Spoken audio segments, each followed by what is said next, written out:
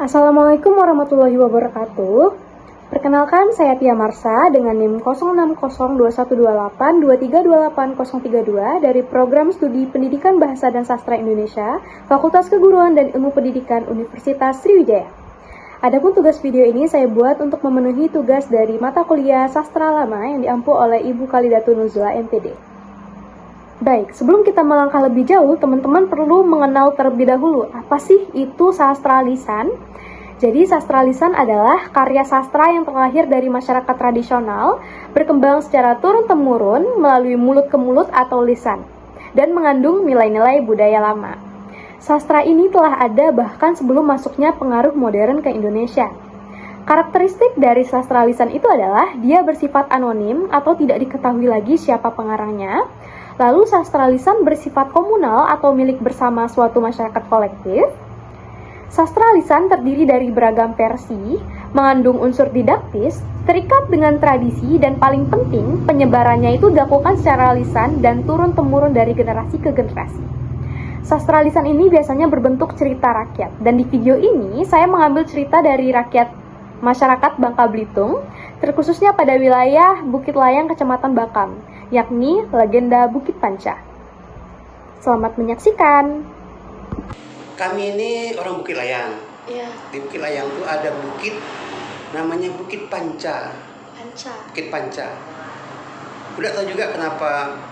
Karena kita memang bahasa kampung ini Panca itu 5. 5 ya. Jadi kalau kita katakan kita nyebutnya berpanca, berarti adu kekuatan tangan kanan gitu, tangan kanan itu nama berpanca. Sekedar ya permainan lah. Nah di situ di Bukit Layang itu ada namanya Bukit Panca, ya. Nah kenapa disebut Bukit Panca? Ceritanya gini. Dulunya ketika Bukit Panca itu masih rimbun, masyarakatnya pun belum begitu banyak.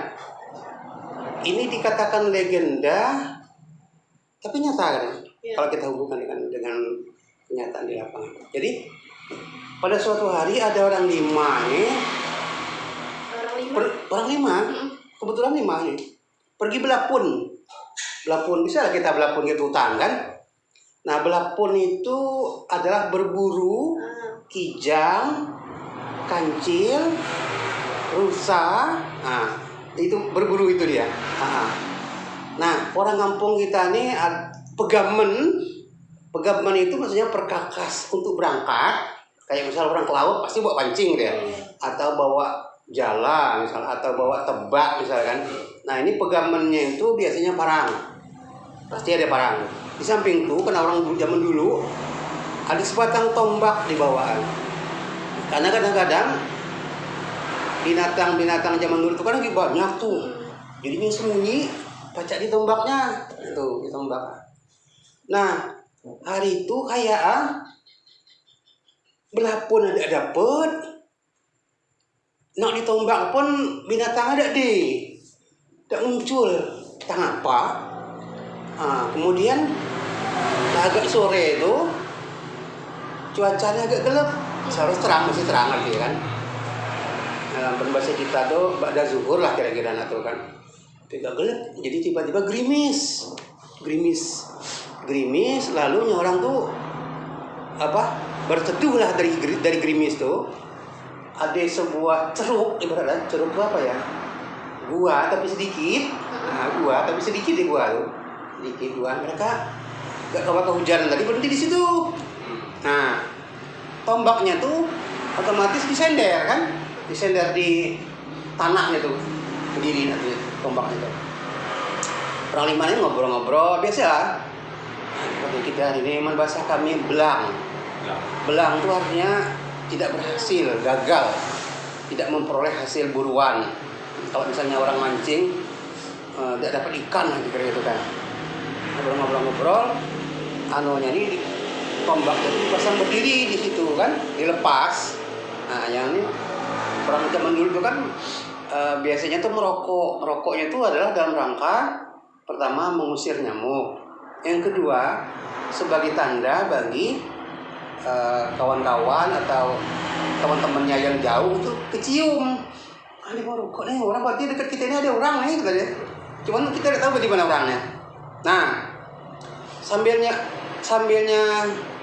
jongkok di situ, dan ngobrol-ngobrol.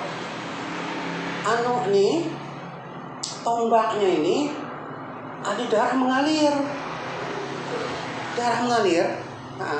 Duh, itu pecah berdarah kata dia. Heran dia kan.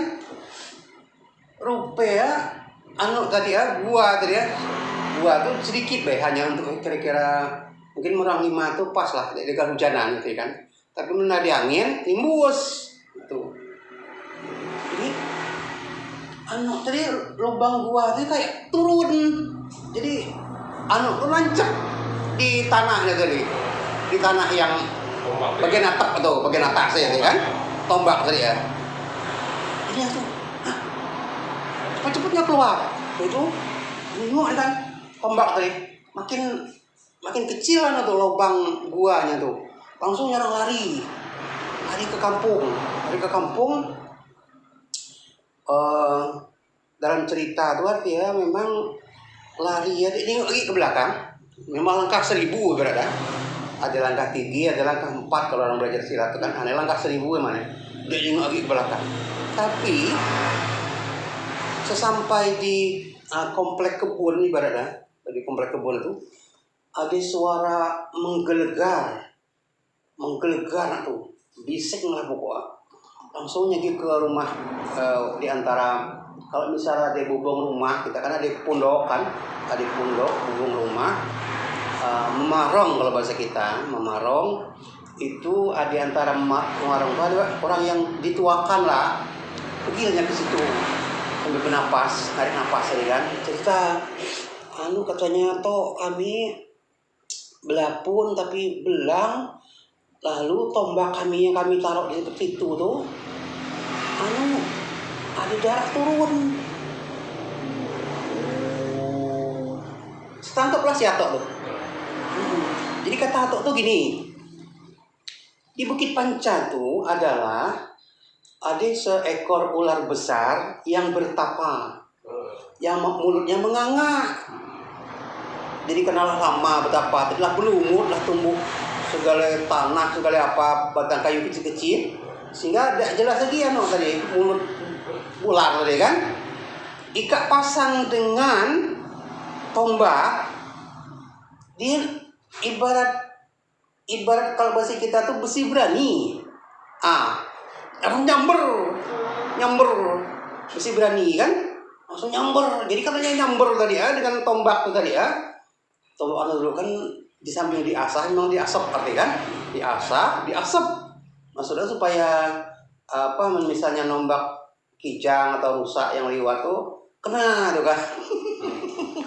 Diasah memang tajam, memang diasap tuh tadi supaya bertuah bahasa kita tuh kan. Ini ada pasal bertuah nih semuanya. Nah, karena tombak tadi ditaruh di mulutnya, kita kan tidak tahu itu mulut ular kan. Langsung bereaksi ular nih dengan si tombak tadi. Langsung dia nangkap ibarat rupa tombak tadi nembus kelekak. Jadi yang karena nembus kelekak menggelepar, langsungnya menuju ke sungai layang atau kemana untuk mencari, larilah ibarat dari situ. Itu kata orang 5 tuh dengar cerita Atok tadi kan. Ini lah baru cerita kata Atok tuh bahwa di situ tuh ada ular yang bertapa di Bukit Panca tuh. Nah, besok pagi dicek, memanglah belambur, rimba belambur lah, bungkas bangkis kalau bahasa kita tuh, perantakan semuanya. Nah, akhirnya nyatalah bahwa tombak pun hilang, ular pun bekas kalau kata runutnya didugi ke sungai, jadi kan Bukit Layangnya kan yang dekatnya Sungai Layang semuanya agak besar kan. Runut itu jelas. Berarti ular itu lumayan besar berarti. Lumayan besar. apa namanya bekasnya bersentuhan dengan pepohonan itu jelas arti bekasnya tuh. Nah gitu terus yang itu ketemu di sana. Cuman badangan ular ada di. Nah jadi sejak itulah maka bukit itu nama Bukit Panca.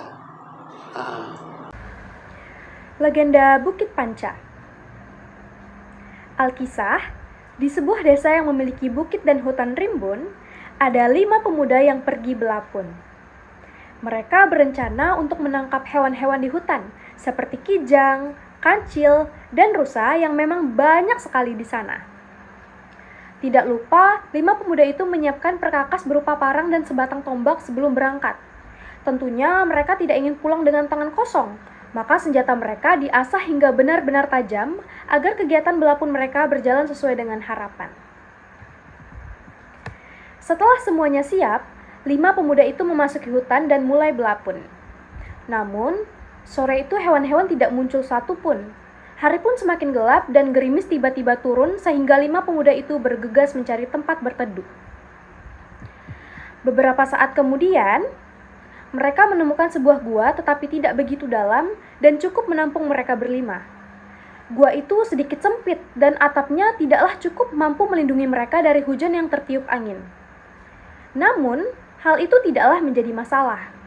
Lalu, mereka meletakkan perkakas belapun mereka ke tanah sementara tombak disandarkan pada posisi berdiri dengan mata tombak mengarah ke atap gua.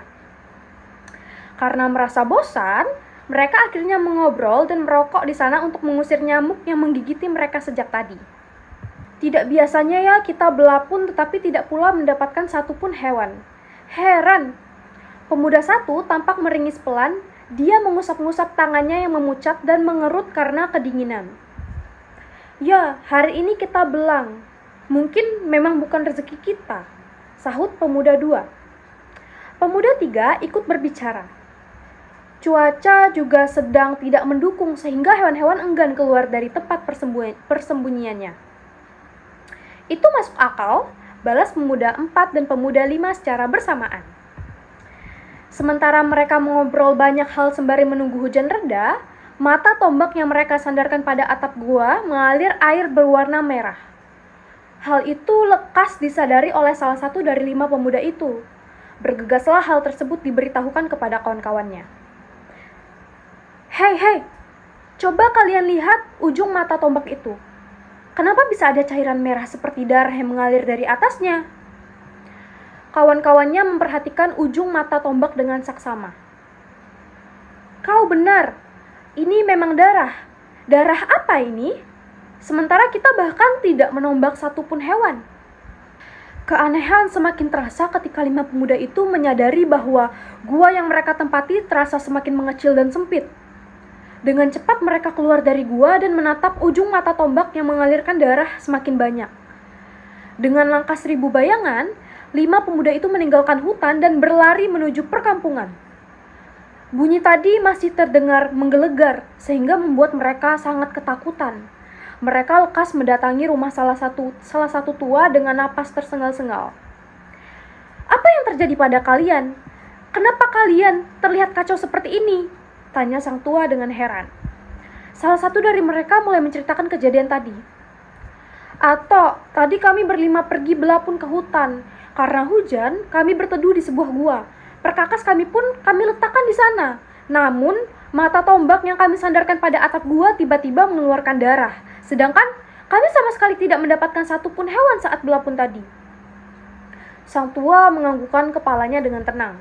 Dia mengerti dengan permasalahan kelima pemuda ini. Sepertinya tanpa sadar kalian telah melakukan sesuatu. Melakukan apa, Atok? Tua menghela napas dan mengajak mereka duduk di dalam pondoknya yang kecil. Jadi begini, dulu di bukit itu ada seekor ular panca besar yang bertapa dengan mulut menganga. Dia berada di sana lama sekali sehingga mungkin tubuhnya telah ditumbuhi oleh lumut dan batang kayu kecil-kecil. Lalu tadi kalian berteduh di sebuah gua yang merupakan bagian mulut ular panca itu. Kalian taruh tombak dengan posisi mata tombak tertancap pada atap gua. Darah yang mengalir itu adalah Darah ular panca pertapa, anakku. Dia mungkin kesakitan sehingga mengeluarkan bunyi yang menggelegar. Jadi, bunyi tadi itu adalah bunyi ular panca pertapa yang meraung kesakitan, toh? Salah satu dari 5 pemuda itu bertanya. Jadi, kami tadi bertuduh di mulut ular. Lanjutnya dengan suara terputus-putus. Mukanya pucat pasi dan tubuhnya bergetar samar. Benar, anakku.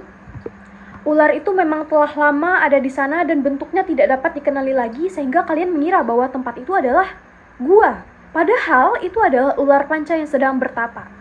Sang tua kembali menghela napas. Besok pagi kita cek saja ya, tempat kalian berteduh tadi, kita lihat apakah ular itu masih di sana atau tidak.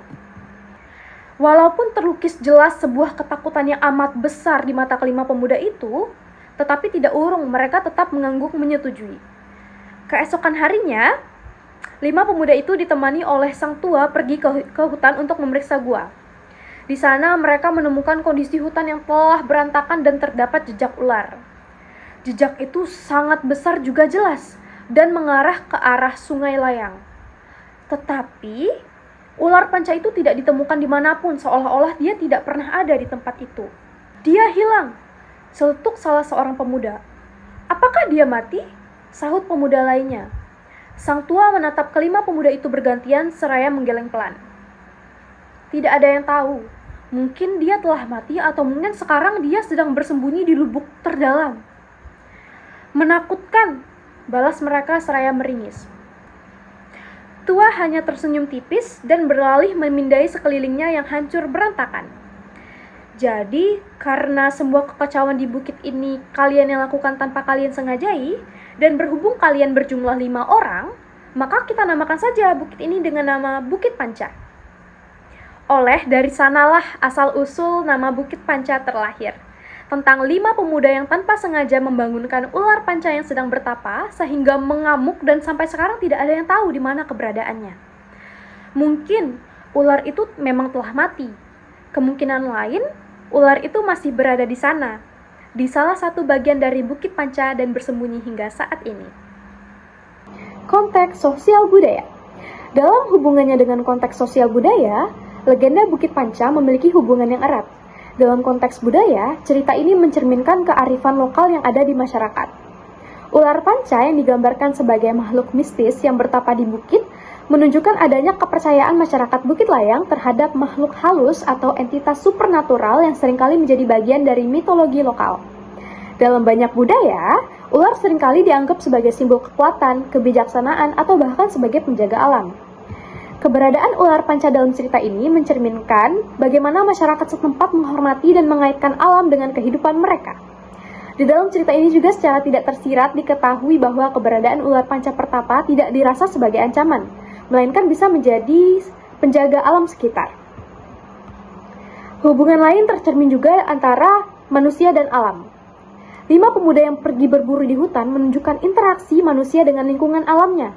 Namun, ketika mereka tidak menghormati tempat yang mereka masuki, yang dalam hal ini, gua yang merupakan mulut ular, mereka mengalami konsekuensi yang menakutkan.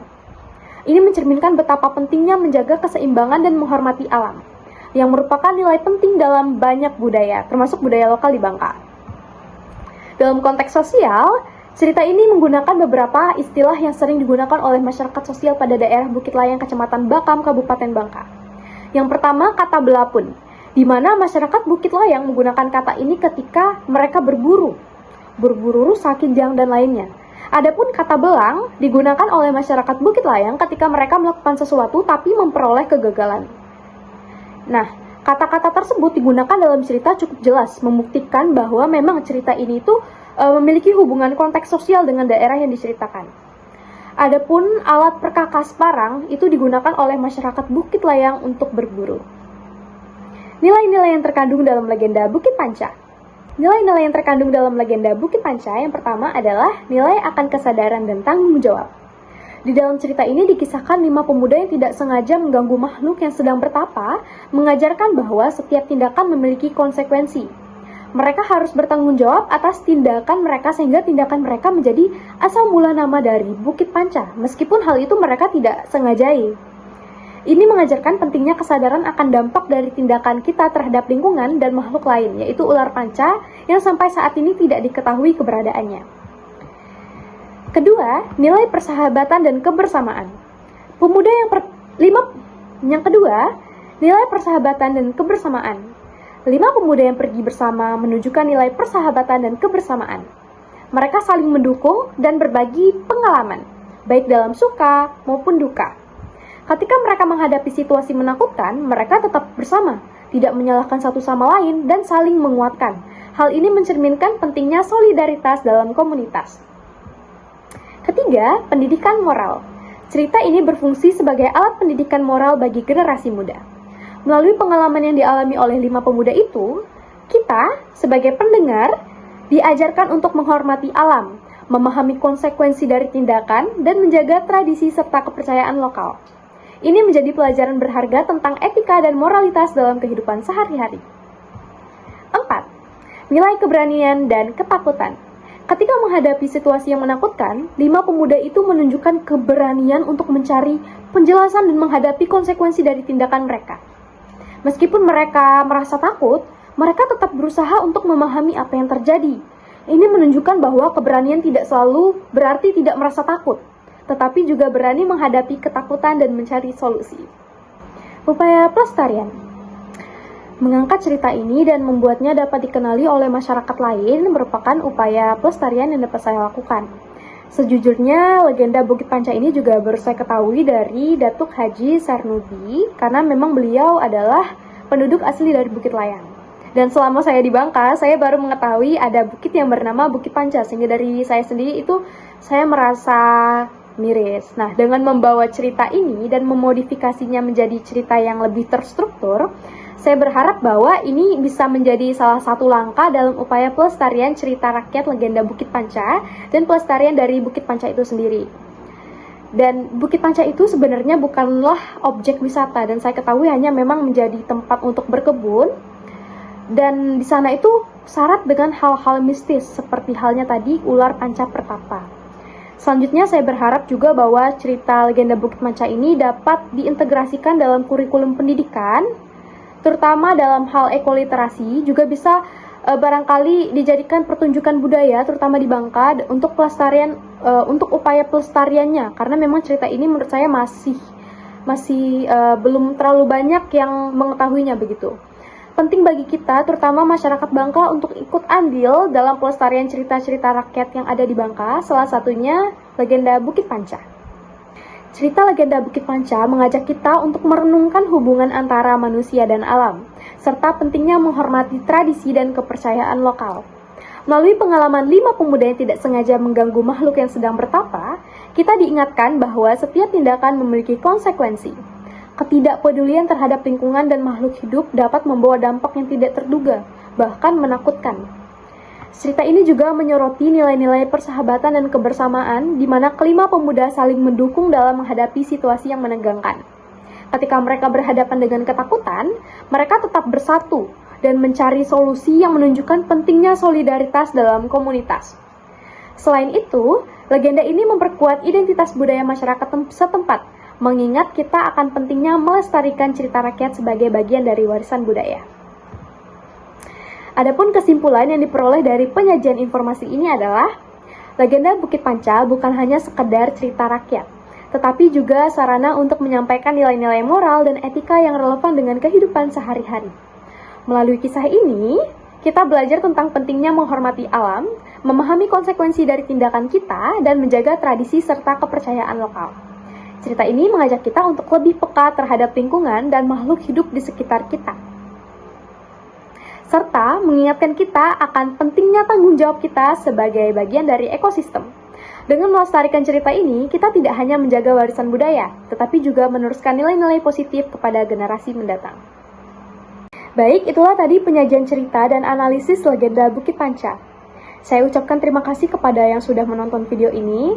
Juga saya ucapkan terima kasih yang sebesar-besarnya kepada Datuk Haji Sarnubi karena telah menjadi narasumber saya. Saya Tia Marsa, pamit undur diri.